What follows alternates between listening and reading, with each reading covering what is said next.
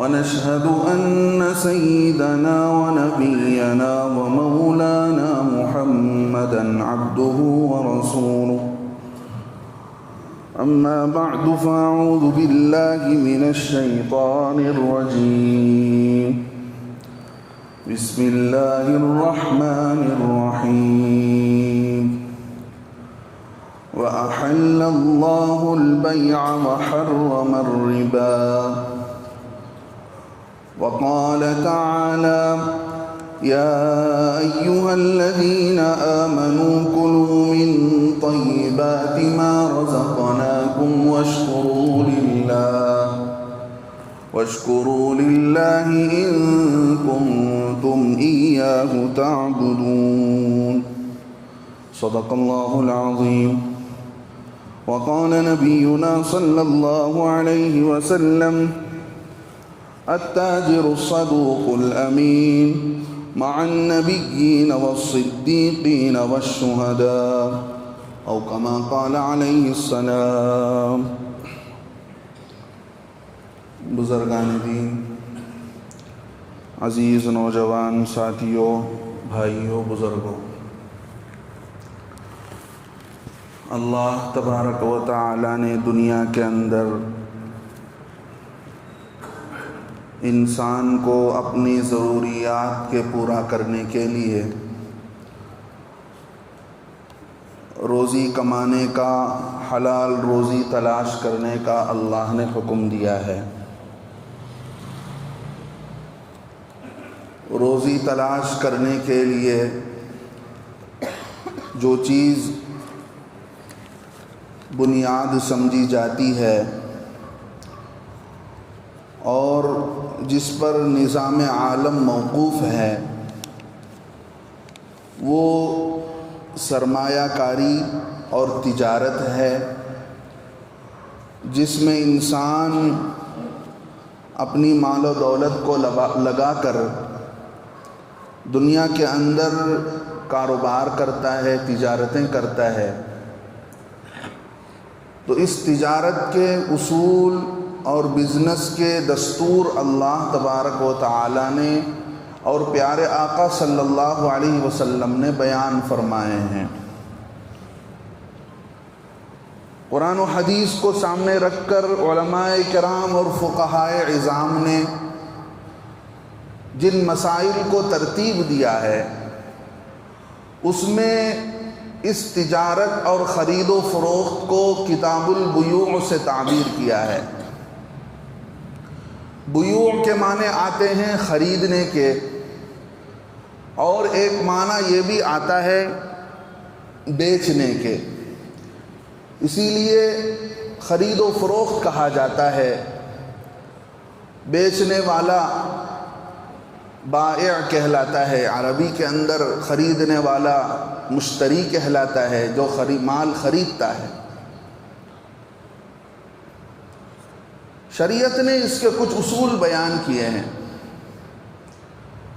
اگر یہ چیز ان اصولوں کی بنیاد پر ہوتی ہے تو یہ کاروبار اور یہ خرید و فروخت صحیح ہوتی ہے، ورنہ ان اصولوں کے اندر شریعت کے بتائے ہوئے اس رولز کے اندر جتنی کمی آتی چلی جاتی ہے اور جتنا گیپ آتا چلا جاتا ہے، اتنا ہی شریعت کا حکم بھی بدلتا چلا جاتا ہے۔ کاروبار کسے کہتے ہیں، تجارت کسے کہتے ہیں؟ فقہ کی کتابوں میں، عربی کتابوں میں لکھا ہے مبادلۃ المال بالمال بالتراضی۔ میرے پاس پیسے ہیں، آپ کے پاس کوئی چیز رکھی ہوئی ہے، مان لیجئے آپ کے پاس کپڑا رکھا ہوا ہے، اور آپ نے کپڑے کی قیمت بتایا کہ 1 میٹر اتنے کا ہے، اور میں اس پر راضی ہو گیا۔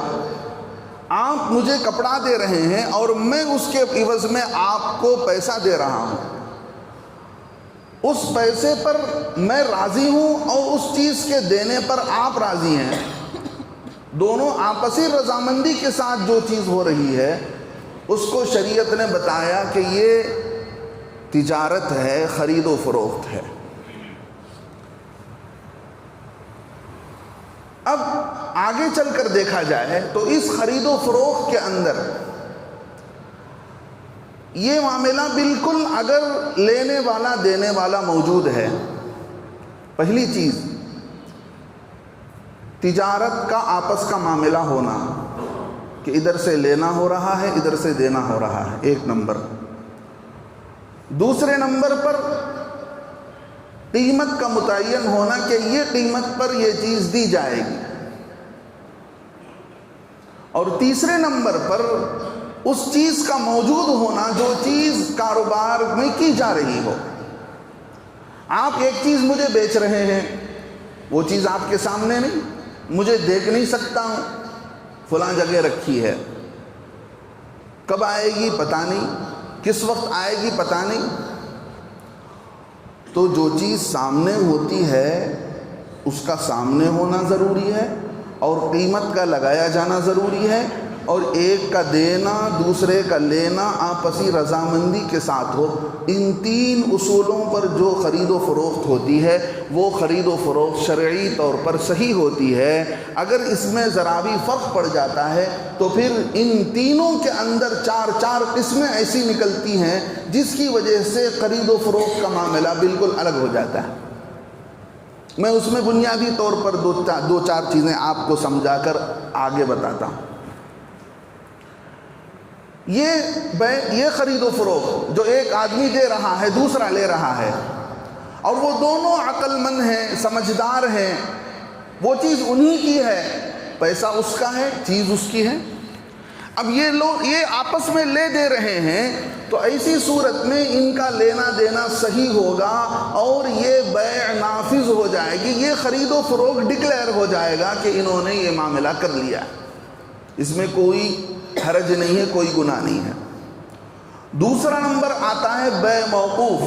بیع موقوف کہتے ہیں کہ ایک چیز کسی دوسرے کی ہے، اس کی اجازت مجھے نہیں ملی ہے لیکن میں فروخت کر رہا ہوں، تو میرا بیچنا صحیح نہیں ہوگا، اور یہ خرید و فروخت اس وقت صحیح ہوگی جس کی یہ چیز ہے، جب تک وہ اجازت نہیں دیتا ہے تب تک یہ لینا دینا صحیح نہیں ہوگا۔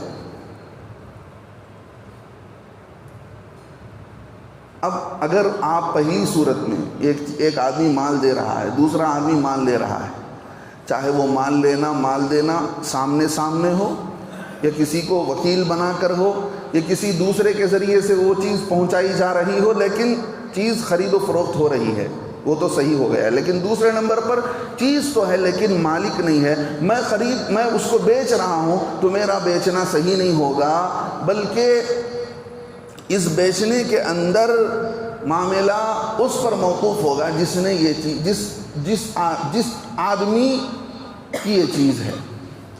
اب تیسرا نمبر آتا ہے معاملہ خراب ہونے کا، تجارت فاسد ہونے کا۔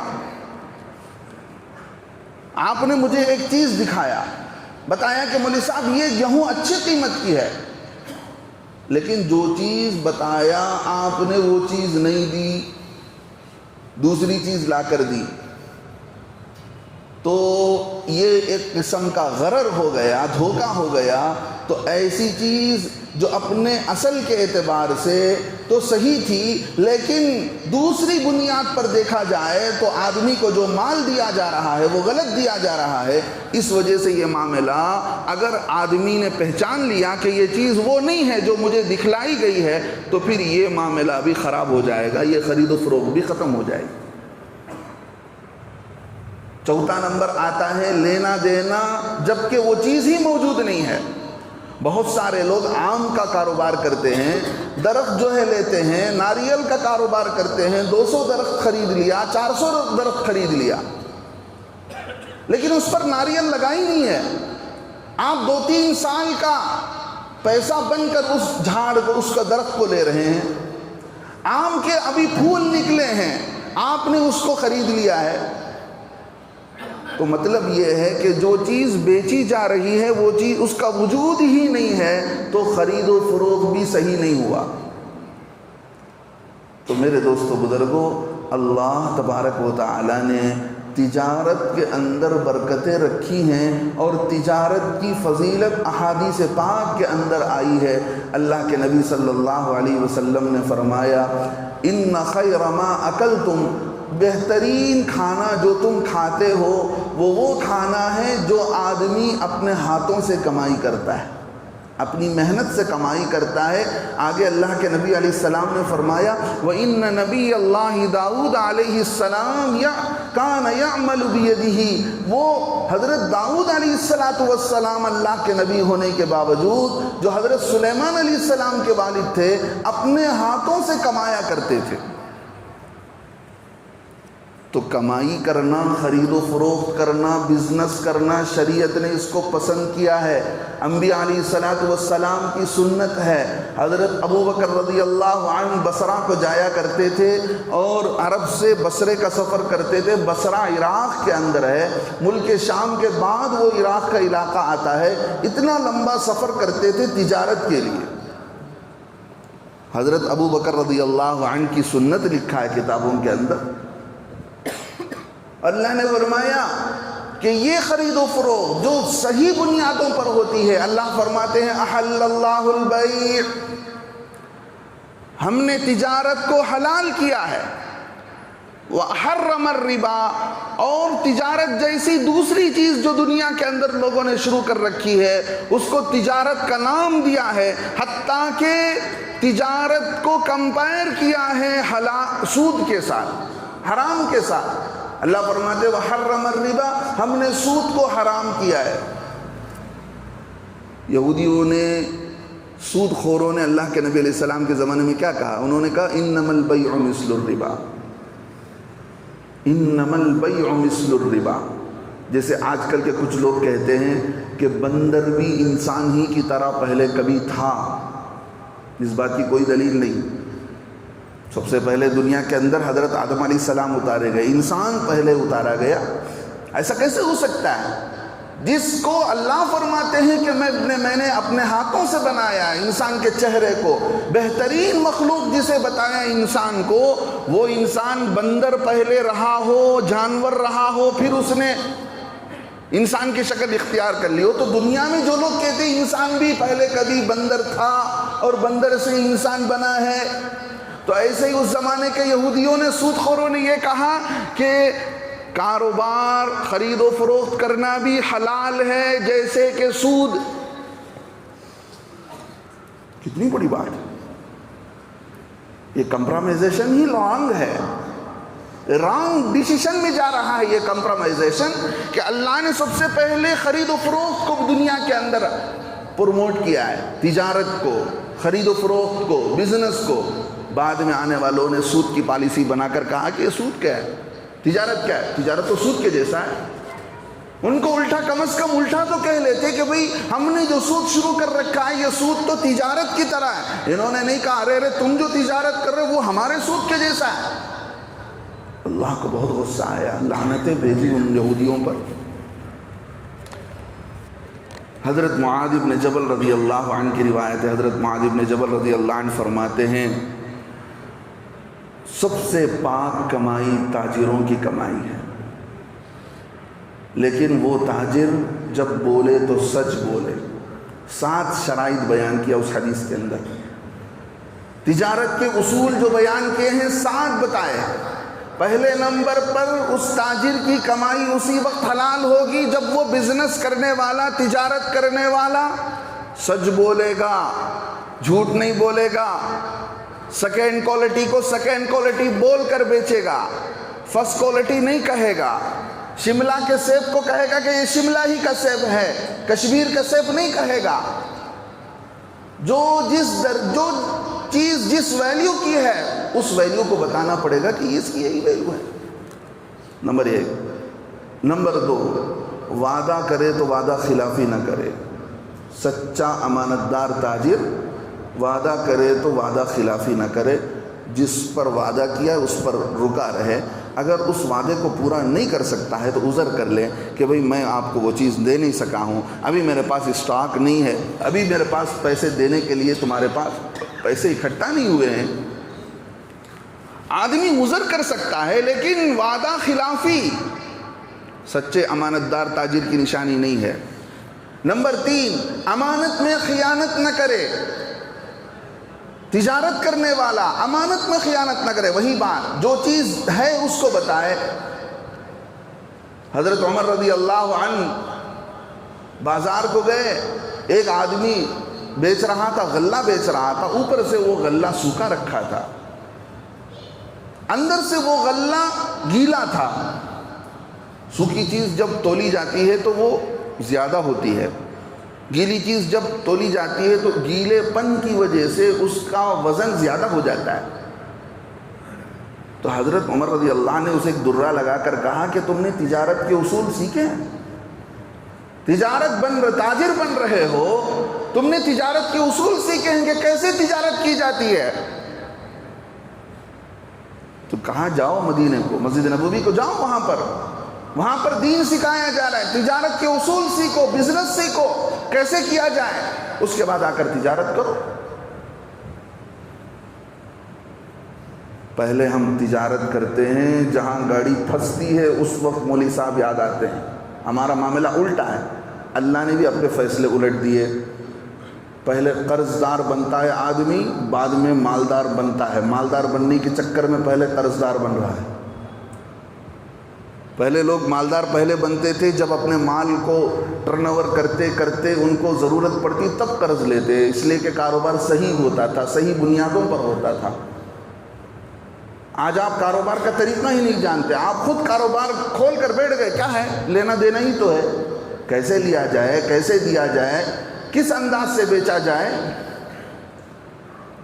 کچھ کاروبار کے اصول جان نہیں سکے ہم، لیکن آسانی کے ساتھ دکان کھولے بیٹھے۔ چوتھی چیز بتائی کہ آدمی کے پاس اگر کسی کا قرض رکھا ہے تو اس قرض کی ادائیگی میں ٹال مٹول نہ کرے۔ دکاندار نے کسی سے قرض لے لیا ہے، مان لیجئے کہ اس کو کوئی آدمی مال سپلائی کرتا ہے، اس دکاندار کے پاس اس سپلائی کرنے والے کے پیسے ہیں، دے سکتا ہے پھر بھی نہیں دیتا ہے، ٹال مٹول کرتا ہے۔ اگر الٹا معاملہ ہو، کسی نے اس کے پاس قرض لے لیا ہو تو اسے تنگ کرتا رہتا ہے جب تک وہ پیسے نہیں دیتا۔ تو بہترین تاجر کی نشانی یہ ہے کہ جس کا قرض رکھا ہے وہ قرض پہلے ادا کر دے، اور اگر اس کا معاملہ دوسرے کے پاس سے آنا ہو، دوسرے کے پاس سے پیسے آنا ہو، اس کی مجبوری کو سمجھتے ہوئے مہلت دے۔ یہ بہترین تاجر کی نشانیوں میں لکھا ہے۔ نمبر 6، اپنے مال کو ضرورت سے زیادہ تعریف کر کے نہ بیچے۔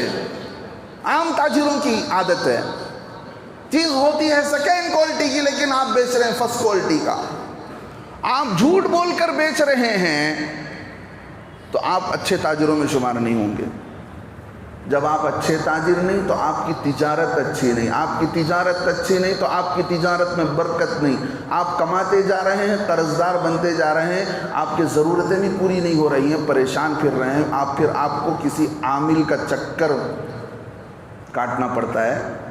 لوگوں کے کہنے پر کسی نے چھو منتر کر دیا، بھائی ہمارے کاروبار کے اندر جاؤ فلاں مولوی صاحب کے پاس، وہاں 20-25 ہزار، وہاں 50 ہزار، وہاں اپنے دکان کی بندش کرو اور موٹے موٹے تعویذ پہنو۔ آپ نے اپنے تجارت کو غلط طریقے پر کھڑا رکھا ہے، آپ اپنی چیز کو جھوٹ بول کر بیچ رہے ہیں۔ اور 7ویں چیز یہ لکھا ہے کہ آپ تجارت کرتے ہوئے کسی کی چیز خرید رہے ہیں تو اس کی چیز کو مارکیٹ ویلیو سے گرا کر نہ بولے۔ عام طور پر کہتا ہے نا، یہ جا کچھ کئی کچھ یہ قیمت کتنے لاکھ دوں میں، یہ قیمت کو کتنے لاکھ دوں تم نا، یہ ہماری بات چیت ہے۔ جبکہ خریدنے والے کو معلوم ہے کہ اس کی کوالٹی کیا ہے، اس کی ویلیو کیا ہے، یہ مارکیٹ ویلیو کے اعتبار سے صحیح قیمت بیچ رہا ہے، لیکن سامنے والے کی چیز کو گرائے گا تاکہ اور سستی خریدے۔ جس کو جتنا الو بنایا جا سکے، جس کو جتنا بے وقوف بنا کر نفع کو گھسیٹا جا سکے، اس کے رس کو چوسا جا سکے۔ آج کے تاجروں کا وہ حال ہے۔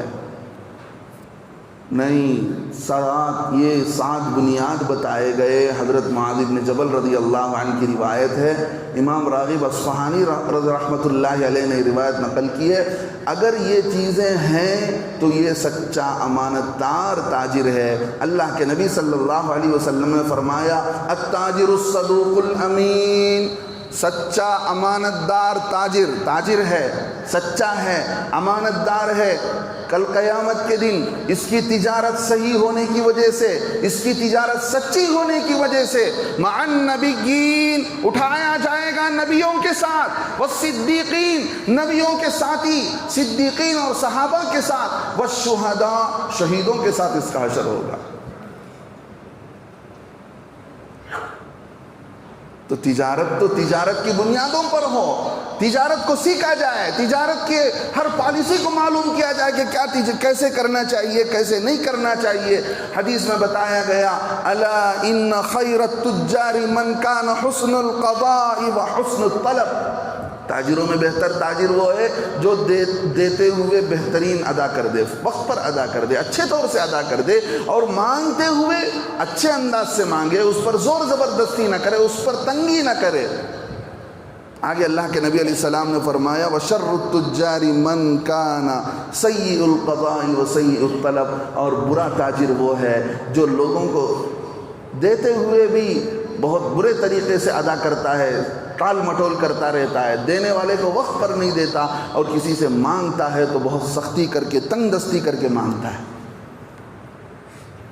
اب یہ بات سمجھ میں آ گئی کہ بہتر تجارت کون سی ہے، ان 7 بنیادوں پر ہو، اور کون سی تجارتیں ہیں جس کو کی جائے۔ حضرت شاہ عبدالعزیز محدث دہلوی رحمۃ اللہ علیہ نے قرآن پاک کی وہ آیت جس میں اللہ فرماتے ہیں یا ایھا الذین آمنوا، اے ایمان والو، کلوا من طیبات، پاک مال کھایا کرو۔ رسولوں سے بھی کہا گیا کہ پاک مال کھایا کرو، اگر رسولوں کے ساتھ اٹھانا ہے تم کو تو تمہیں پاک مال کھانا پڑے گا۔ پاک مال اسی وقت کھاؤ گے جب پاک طریقے سے کاروبار کرو گے، جھوٹ نہیں بولو گے، دھوکہ نہیں دو گے، اس کی ویلیو کو گرا کر نہیں بولو گے، اس کی ویلیو کو چڑھا بڑھا کر نہیں فروخت کرو گے۔ اللہ رب العزت فرماتے کلوا من طیبات، پاک مال کھاؤ، ما رزقناکم، جو ہم نے تمہیں دے رکھا ہے۔ بہت سارے لوگ مایوس ہیں آج، بہت سارے لوگ مایوس ہیں حضرت آج جو ہیں، ہم جھوٹ بولے بغیر کاروبار ہی نہیں ہو سکتا۔ آپ نے یہ فیصلہ خود کر لیا ہے، اللہ نے قیامت تک کے لیے تجارت کو چلا رکھی ہے، قیامت تک کے لیے اللہ نے حلال روزی کا ذمہ لے رکھا ہے۔ آپ کی محنت بہانہ ہے، آپ محنت کو صحیح طور سے کریں گے تو اللہ دینے پر قادر ہے، لیکن آپ نے روٹ ہی رانگ روٹ چوائس کیا ہے تو پھر آپ جھوٹ بول کر ہی کماتے رہ جاؤ گے۔ اللہ کیا کرے گا؟ اگر آپ جھوٹ کے ذریعے سے ہی کمانا چاہتے ہو تو اللہ کیا کرے گا؟ آپ نے چوائس کیا وہ راستہ، اللہ تو آپ کے لیے حلال راستہ رکھا ہے۔ آگے اللہ فرماتے ہیں کھانا پاک ہو تو کیا ہوگا؟ وَاشْكُرُوا لِلَّهِ، شکر گزاری کی زندگی نصیب ہوگی۔ یہ بات ہم تم کو اس لیے کہتے ہیں کہ تم اگر ہماری ہی عبادت کرنے والے ہو، ان کنتم ایاہ تعبدون، اگر تمہیں اللہ کی عبادت کرنی ہے، اللہ کے سامنے سجدہ ٹیکنا ہے، اللہ کے سامنے مر کر حاضر ہونے کا یقین تمہارے دلوں کے اندر ہے، پاک مال کھانا پڑے گا اور شکر کی زندگی گزارنی پڑے گی۔ حضرت شاہ عبدالعزیز رحمۃ اللہ علیہ لکھا ہے کہ سب سے بہترین تجارت جہاد ہے۔ آج مسلمان بھی جہاد کا لفظ زبان پر لاتے ہوئے ڈرتا ہے، معلوم نہیں بازو میں کون سا CID ہوگا جو جہاد کا لفظ میرے زبان پر آنے کی وجہ سے حکومت کو انفارم کر دے گا۔ ہاں، اللہ کے نبی علیہ السلام نے فرمایا اسلام کی شان اور فخر تو جہاد ہے، اور ایک حدیث میں فرمایا الجہاد ماض الی یوم القیامہ، جہاد تو قیامت تک چلتا رہے گا۔ اب میں اس کی ایکسپلینیشن میں جانا نہیں چاہتا ہوں، بہت لمبا ٹاپک ہے، میں یہ بتا رہا ہوں کہ اگر لکھا ہے کتابوں کے اندر ایک آدمی جہاد کر رہا ہے، کافروں سے لڑ رہا ہے، اس کی نیت مال غنیمت کمانے کی نہیں ہے، تو فرمایا اس کی یہ تجارت بہترین تجارت ہے، اس کی محنت پر اسے اجر بھی دیا جائے گا، اللہ کچھ مال بھی دے کر لوٹائیں گے، بشرطے کہ اس کی نیت مال غنیمت کو لوٹنے کی نہ ہو، مال غنیمت کو جمع کرنے کی نہ ہو۔ اب دوسرے نمبر پر دوسرے نمبر پر بتایا گیا کہ یہی کاروبار و تجارت جو آدمی کماتا ہے، تجارت کرتا ہے، اور تجارت میں بھی وہ بہتر تجارت لکھا ہے علماء نے جو ایک شہر سے دوسرے شہر میں منتقل کیا جائے، اس لیے کہ یہاں کی چیز وہاں جائے گی تو وہاں کے لوگوں کو سہولت پہنچے گی، وہاں کی چیز یہاں آئے گی تو یہاں کے لوگوں کو سہولت پہنچے گی۔ تجارت بہترین ذریعہ ہے جس کی فضیلت بتائی گئی ہے۔ نمبر 3 زراعت ہے، ہاتھوں سے کھیتی باڑی کرنی ہے۔ اس میں اگر آدمی نے لوگوں کو کھلانے کی بھی نیت کر لی، خدمت کی بھی نیت کر لیا تو اسے خدمت کا بھی ثواب دیا جائے گا، اور مناسب نفع پر کاروبار کرنے کی وجہ سے حلال کاروبار کا بھی اجر ملے گا، اور دنیاوی اعتبار سے کچھ نفع بھی اس کے ہاتھ آ جائے گا۔ اور چوتھے نمبر پر علماء نے لکھا ہے کہ آدمی کتابت، پچھلے زمانے میں کتابت ہوتی تھی، حدیث کی کتابیں لکھا کرتے تھے، واقعات لکھا کرتے تھے، نبی کی زندگی لکھا کرتے تھے، سیاہی دوات ہوتے تھے، انک ہوتے تھے، اور اس روشنائی کو لے کر صفحات پر لکھا کرتے تھے۔ پریس کا زمانہ نہیں تھا، آج کی طرح ڈیجیٹل پرنٹنگ نہیں تھا، تو اس دور کے اندر تو بتایا کہ یہ کتابت کا پیشہ بہتر پیشہ ہے۔ اب یہ سوال پیدا ہوتا ہے کہ کاروبار کے اندر حرام کیسے داخل ہوتا ہے؟ کاروبار بحیثیت اپنے کاروبار ہونے کے آدمی کو فرض اس وقت بنتا ہے کمانا جب آدمی کے پاس اپنے ضرورت کی روزی نہ ہو، جس کے بغیر آدمی زندگی گزارنا مشکل ہو، کپڑا نہیں ہے اس کے پاس، کھانے کے لیے مناسب کھانا نہیں ہے، اور اپنے ذمے کچھ قرض اس نے لے رکھے ہیں، تو ان قرض کی ادائیگی کے بقدر اور اپنے ضرورت کے پورا ہونے کے بقدر کمانا، تجارت کرنا فرض لکھا ہے، نمبر 1۔ نمبر 2، اگر اس سے زیادہ آپ کما رہے ہیں کہ تاکہ میرے گھر کے اندر محتاجگی نہ آئے، میں پریشان حال نہ ہو جاؤں، اور میں کسی کے سامنے قرض کا دامن نہ پھیلاؤں، اس نیت سے آپ کما رہے ہیں تو یہ شریعت کے اندر مستحب ہے، پسندیدہ ہے۔ نمبر 3، آپ اس سے بھی زیادہ کما رہے ہیں، یعنی ضرورت سے بھی زیادہ آپ کے پاس پیسے آ گئے، اس سے بھی زیادہ پیسے آ گئے، نمبر 3 پھر بھی آپ کمائے جا رہے ہیں، آپ کے پاس حلال روزی آ رہی ہے۔ یاد رکھیے گا، حلال روزی کی بات کہہ رہا ہوں، حرام روزی کی بات نہیں۔ حلال روزی کا ہی حساب ہوگا کل قیامت کے دن۔ حضرت علی رضی اللہ عنہ فرماتے ہیں حلال کا حساب ہے، حرام کا عذاب ہے، حرام کا حساب ہی نہیں لیا جائے گا، اس کا تو ڈائریکٹ معاملہ جہنم ہے۔ تیسری بات بتائی گئی کہ آدمی اپنے اسٹیٹس کو باقی رکھنے کے لیے اور خاندانی تمدن اور تہذیب کو باقی رکھنے کے لیے، کچھ اپنی زندگی کو بہتر بنانے کے لیے، تاکہ سلیقے کا گھر ہو جائے، سلیقے کی گاڑی ہو جائے، میرے بچوں کا اسٹیٹس کسی درجے اچھا ہو جائے، لوگوں کی نظر میں حقیر نہ سمجھا جاؤں، اس لیے آپ کما رہے ہیں اس نیت سے، تو آپ کا کمانا جائز ہے۔ پہلا نمبر فرض، دوسرا نمبر پسندیدہ عمل، تیسرا نمبر جائز ہونے کا، چوتھا نمبر حرام۔ آپ حلال کمائی کما رہے ہیں، لیکن آپ یہ چاہتے ہیں کہ لوگوں کے سامنے میری بڑائی ہو، میرا نام لیا جائے، فخر و مباحات، اس کے پاس اتنے ہیں تو میرے پاس کیوں کم ہے، میں زیادہ کماؤں گا، میرا نام زیادہ ہوگا، ایک دوسرے سے آگے بڑھنا مال کو بنیاد بنا کر۔ اگر آپ حلال طریقے سے بھی کما رہے ہوں پھر بھی آپ کی کمائی حرام ہو جائے گی۔ میں نے اس سے پہلے بھی بتایا کہ حلال کمائی کا ایک لیول ہوتا ہے، اس لیول کے بعد وہ حلال کمائی کمانا بھی حرام ہو جاتا ہے، جو بات حضرت شاہ عبدالعزیز محدث دہلوی رحمۃ اللہ علیہ نے لکھی ہے کہ حلال کمائی تو آپ کما رہے ہیں، آپ کی نیت فخر، گھمنڈ، لوگوں میں نام کمانے کے لیے، ایک دوسرے سے آگے بڑھنے کے لیے، کہ میرا اسٹیٹس سب سے ہائی ہو جائے، میرا نام پکارا جائے، میں مالدار کہا جاؤں، اس نیت سے آپ کما رہے ہیں۔ اگرچہ آپ حلال روزی بھی کما رہے ہیں، آپ کی نیت بگڑ کر ہے، آپ کی نیت فاسد ہے، آپ کی کمائی حرام ہو جائے گی۔ لہذا دوستو بزرگوں، اپنے کمائیوں کو پاک کرنے کی ضرورت ہے، حتیٰ کہ فقہاء نے لکھا ہے آدمی کماتے ہوئے اپنی ذات پر، اپنے اہل و عیال پر خرچ کرے تو اس بات کا خیال رکھے کہ نہ اسراف کرے، ضرورت سے زیادہ خرچ کرنا، ضرورت سے زیادہ آپ فضول خرچی کر رہے ہیں، ان المبذرین کانوا اخوان الشیاطین، شیاطین کے بھائی ہیں جو ضرورت سے زیادہ مال کو برباد کرتے ہیں، خرچ کرتے ہیں.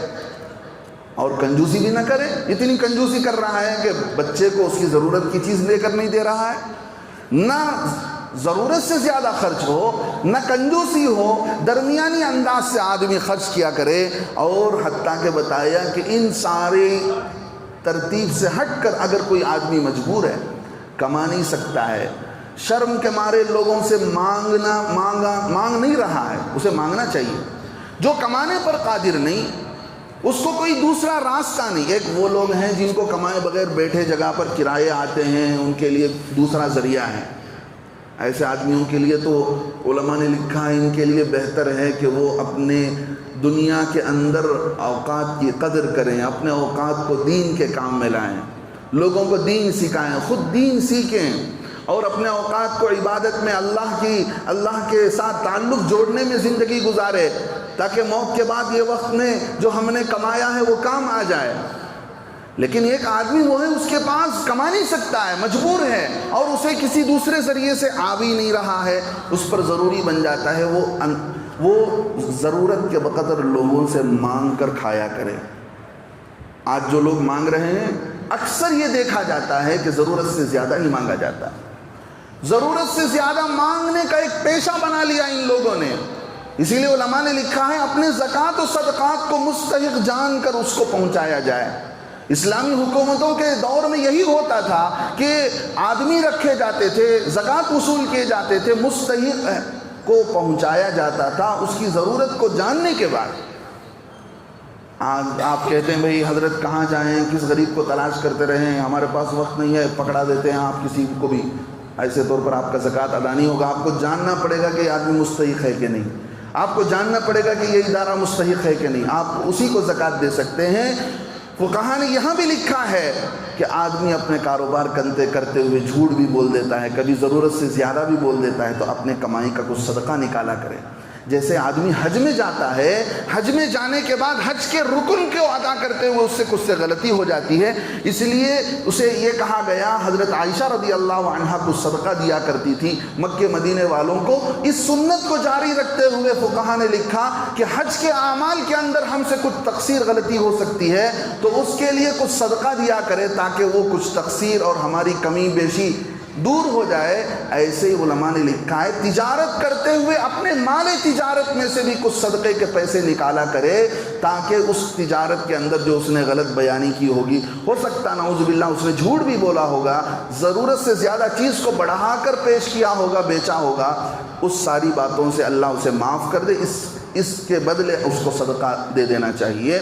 تو میں یہ کہہ رہا تھا کہ سوال کرنا اس آدمی کے لیے ضروری بن جائے گا جس کے لیے کوئی آمدنی کا ذریعہ نہیں، پھر بھی وہ سوال نہیں کرتا ہے، اسی بھوک کی حالت میں مر جاتا ہے. علماء نے لکھا ہے وہ خود اپنی موت کا ذمہ دار ہے.